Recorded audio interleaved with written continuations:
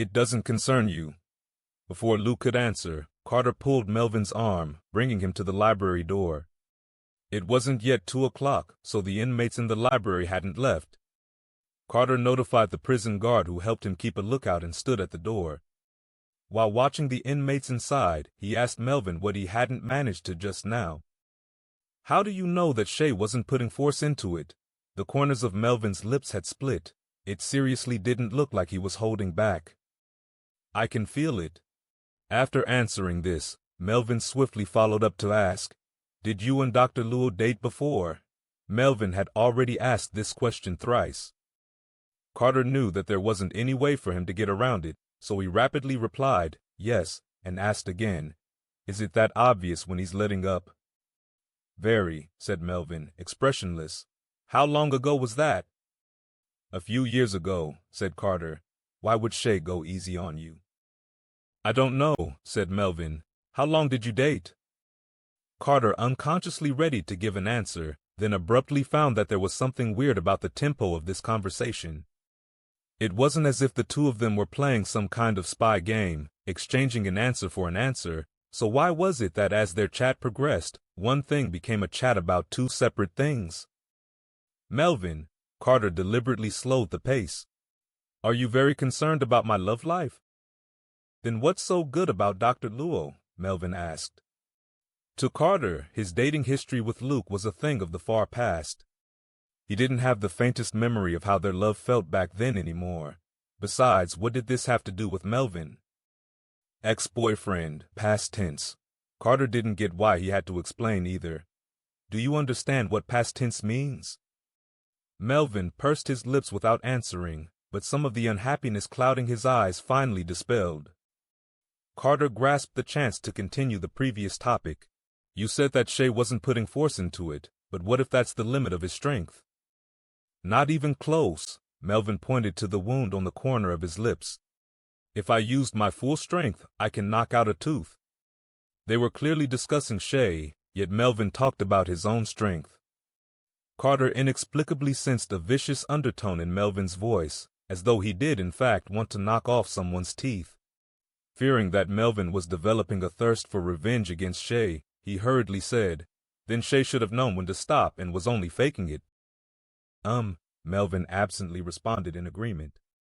Since he was only faking it, even voluntarily letting Melvin go after, it stated that this matter ended here. In the future, Shay and Princess wouldn't be knocking on Melvin's door anymore. From old Nine to Ali, and now to Shay, Melvin managed to extricate himself safely each time. While his image in those rumors wasn't anything grand, several longer-standing inmates now kept a deliberate distance when they saw him. Likely other inmates would take care not to mess with him in the future.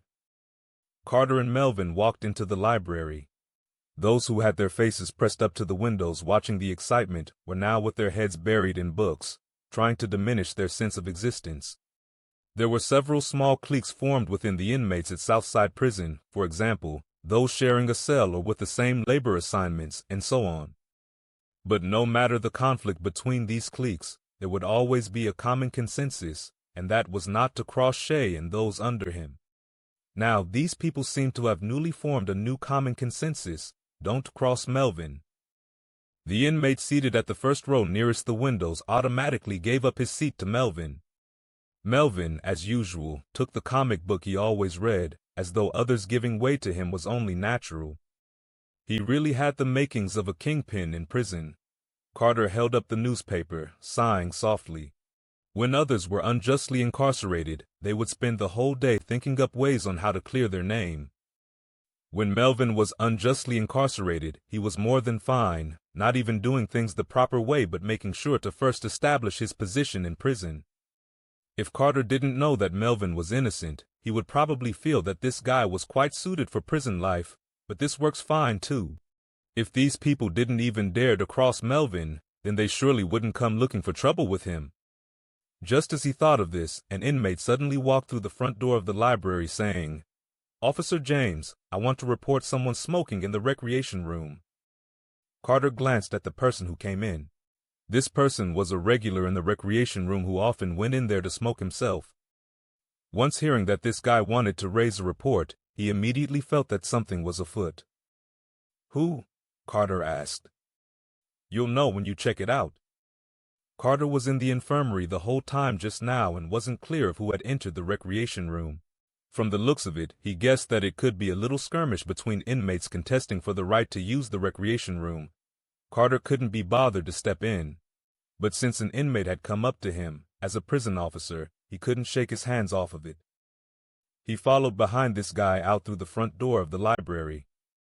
However, before heading towards the recreation room, he unconsciously glanced towards the staircase and saw that the prison guard that was usually stationed there on the second floor had disappeared. That guard has gone to the washroom. Hearing this, Carter suddenly got a strange premonition. It wasn't anything odd for a prison guard to go to the washroom. But the washroom was situated in a corner leading to the connecting corridor. Unless this inmate just happened to see the guard turn into the corridor when leaving the recreation room, it was impossible for him to know that the guard had gone to the washroom. But therein lay a problem too. If the guard turned into the corridor, he could also be heading towards Block C. Carter could only think of one possibility as to how this inmate from the recreation room knew so clearly that the guard went to the washroom. Another inmate had lured the guard in there. Interesting. Carter sneered in his head, treading on his Dr. Martens boots towards the recreation room. He didn't like inmates stirring trouble, but it didn't mean that he was afraid of those who came looking for trouble with him. Might as well. He hadn't worked out in a long while. Those people came by at just the right time. When Carter pushed open the door to the recreation room, there was indeed a man smoking inside. This was an inmate from Block A, nicknamed Louis, convicted for the rape and murder of a young man. Back when Carter first started working at Southside Prison, this was the guy who kept coming on to him the most.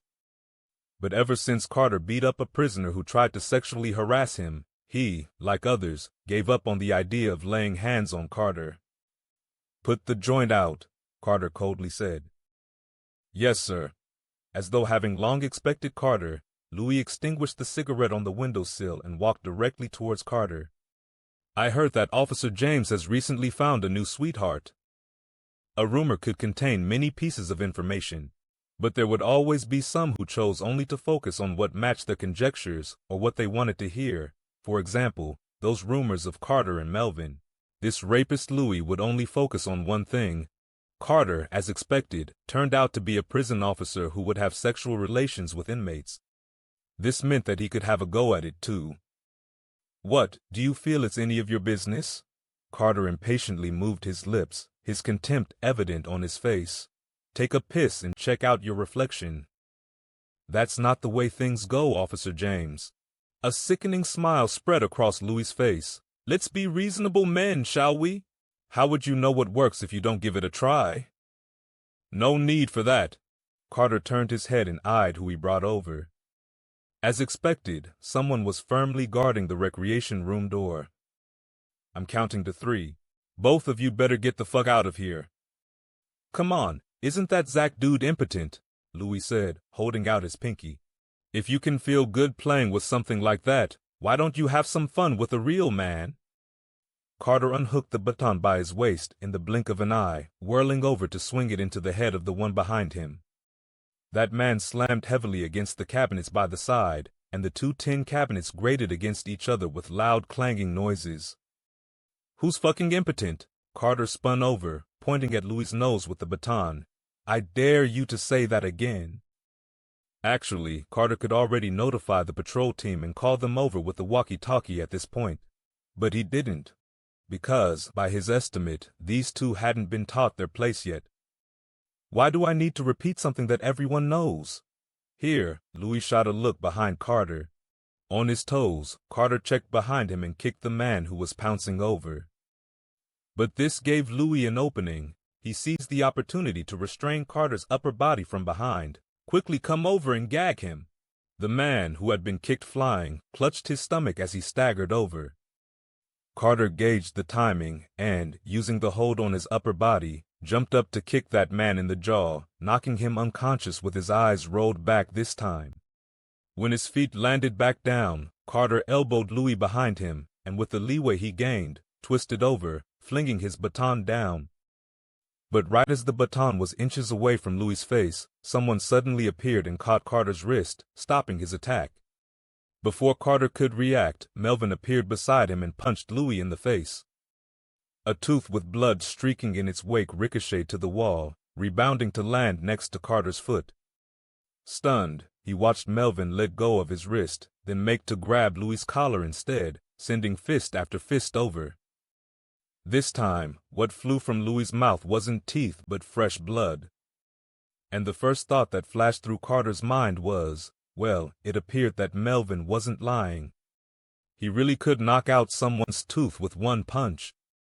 But now wasn't the time for him to get distracted. Melvin threw out fist after fist, and not long later, Louis's face was beaten bloody. "Melvin!" Carter hurriedly held him back. "You're going too far. Stop it."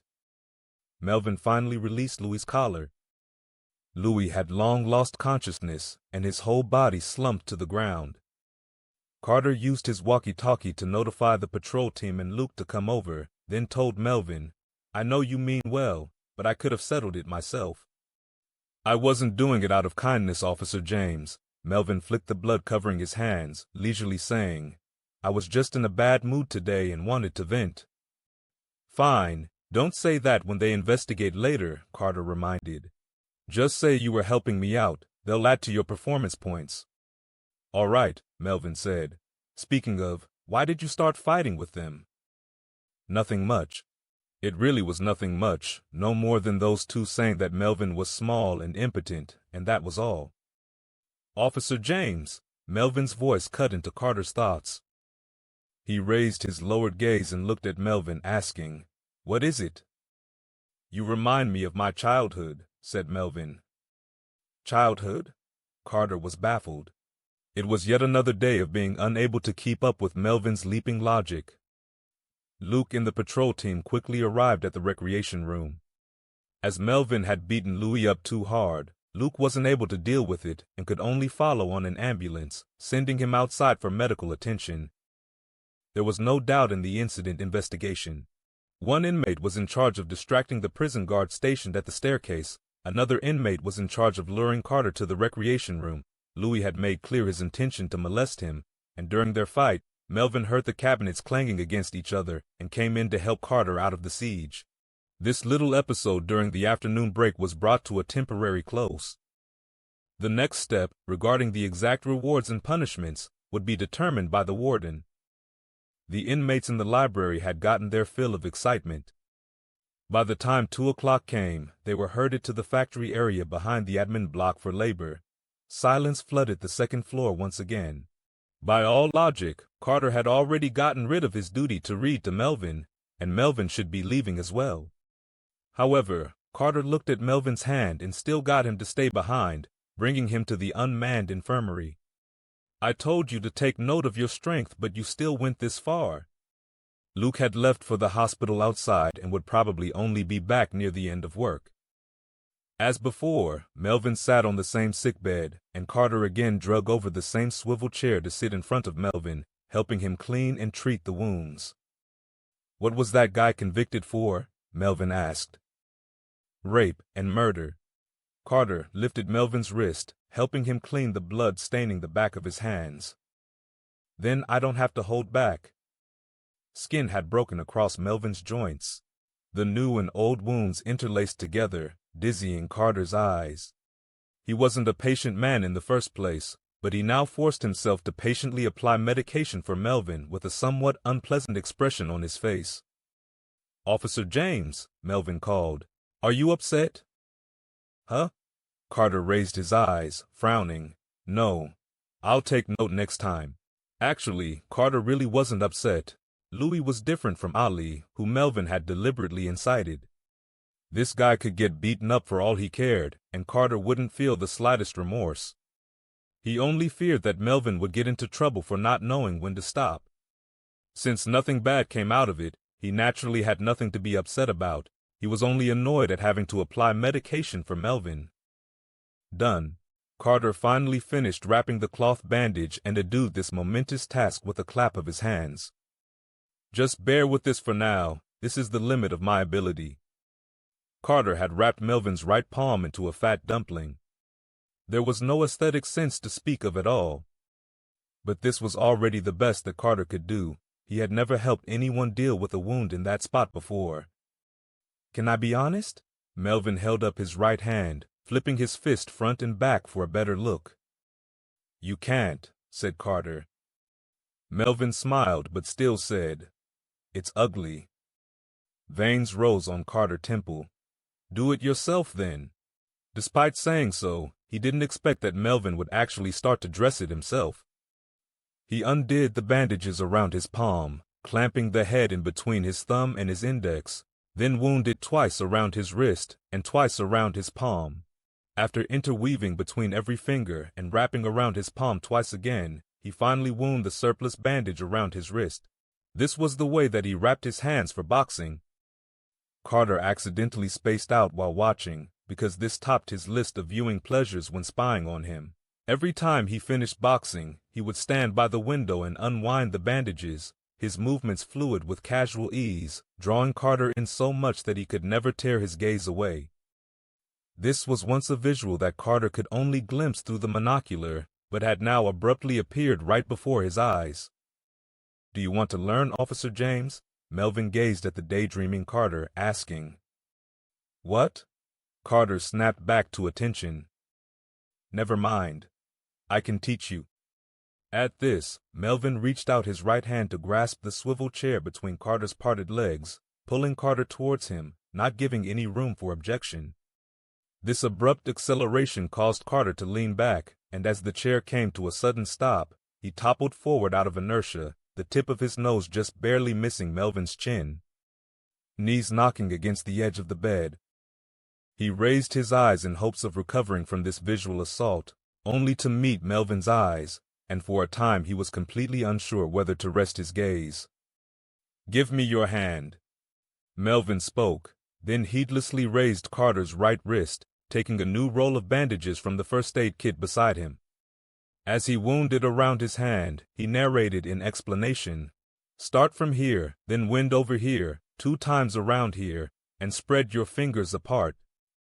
Carter's mind was completely blank, watching Melvin wind the bandage around his fingers, and he cooperatively parted his index and middle fingers. The coarse bandage slid between his fingers. "Melvin," Carter inhaled deeply, "can you stop seducing me?" Carter had held back these words for a long time. But Melvin was visibly baffled by this, and his voice was tinted with amusement as he said, "But I'm not seducing you, Officer James." "You are," Carter said, his brows creased. "I'm really not." Melvin finished winding the bandages, saying as he looked towards Carter, "Do you want to see what it looks like if I really seduced you?" "What?" Carter gave a start. Carter watched as Melvin's face got closer and closer to him, and subconsciously wanted to flee. Time seemed to slow down before his eyes. Carter's gaze swept across Melvin's brow line, unwittingly glanced into his deep, abstruse eyes, and, as if fleeing, moved to his high nose bridge, before finally fixing on the gradually nearing lips. Carter's eyelashes quivered, forcibly resisting the urge to close his eyes. But right before their lips touched, Melvin suddenly adjusted his trajectory. His lips brushed past the side of Carter's face, saying in his ear, "Officer James, can you help me check if I've been bitten by a mosquito?" Melvin then retreated slightly, pulling his collar open with a hand, pointing towards his collarbones. Warmth still lingered on his cheeks where those lips brushed past. Carter mechanically shifted his gaze, looking towards Melvin's collarbones. Due to the way Melvin had leaned forward, angling his chin, Carter could not only see his collarbones but also the particularly prominent protrusion of his Adam's apple. Fucking rat-ass mosquitoes. These 4 words abruptly popped up in Carter's brain. The wheatish skin was a smooth, pale golden expanse. There wasn't the barest trace of any mosquito bite. If anything, Carter was the one who wanted to bite him and leave him a mark. "Does your skin itch?" After successfully stopping himself from falling to temptation, Carter looked at Melvin, pulling the question from between gritted teeth. Melvin chuckled, his Adam's apple rolling gently. He sat upright, resuming his previous sitting posture, and said, "I'm only trying to prove that I wasn't seducing you." Compared to this mosquito trick, Melvin teaching Carter how to wrap bandages just now did seem not to hold any suggestive undertones. However, regardless of its intentionally, all of it drew Carter in like a moth to a flame, merely that it was more despicable in nature if it was on purpose. "Release your legs," Carter said. Melvin didn't move. Carter struggled to free himself, but Melvin instead clamped his legs tighter together. "I'm counting to 3, Carter suppressed his temper. 3. 1. Melvin stole the count from Carter, casually propping his hands behind him, tilting his head as he looked at Carter. It was as if admiring Carter go crazy was one of his favorite forms of amusement. Carter flew into a rage. He got up and pushed Melvin down on the bed, his left hand pulling at Melvin's collar whilst raising his right fist. "Do you think that I won't hit you?" "No." Melvin's left elbow was propped up behind him, and his right hand grabbed Carter's uniform collar, abruptly pulling him towards himself. "I'm waiting for Officer James to hit me." This move came completely out of the left field to Carter. Due to his unstable center of gravity, he was forced to put down his raised fist for support, bracing it by Melvin's side. "Officer James!" Melvin's hand was still clasped around Carter's collar. His eyes were hooded, and his gaze roamed the area surrounding the collar. "Can I tear off your uniform?" Carter was stunned. He clearly knew that their position could be captured by surveillance, and perhaps by now his colleagues in the control room had already noticed something wrong between them. If Melvin were to tear off his uniform. "Are you a pervert?" Carter hurriedly pushed Melvin away, standing up and steering clear from the bed, smoothing out the wrinkles in his collar.